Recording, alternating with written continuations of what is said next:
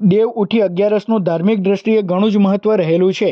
વિવિધ સમાજ દ્વારા આ એકાદશીની વિવિધ પ્રકારે ઉજવણી કરવામાં આવે છે। ત્યારે અંકલેશ્વરમાં વસતા મરાઠી સમાજ દ્વારા દેવ ઉઠી અગિયારસની ખોપડી એકાદશી તરીકે ઉજવણી કરવામાં આવી હતી। અંકલેશ્વરના મંગલમૂર્તિ પાર્કમાં વસતા મરાઠી સમાજના સભ્યોએ પરંપરાગત રીતે ખોપડી એકાદશીની ઉજવણી કરી હતી। દેવ ઉઠી અગિયારસના દિવસે તુલસી વિવાહ થતા હોય છે અને ત્યારથી જ લગ્ન સહિતના શુભ કાર્યોનો પ્રારંભ થતો હોય છે। ત્યારે મરાઠી समाज द्वारा आ उत्सवनी परंपरागत रीते उजवणी करवामां आवी हती अने भगवान विष्णुनी आराधना करवामां आवी हती। को एकादशी की देव उठी एकादशी की शुभकामना देता हूं। साईं मंदिर पे महाराष्ट्रियन सेवा मंडल तरफ से हर साल की तरह इस बार भी खोपड़ी एकादश की पूजा होती है। शालिग्राम और तुलसी का विवाह से आज से शुभ प्रारंभ होगा। लग्न विधि आज से चालू होगा।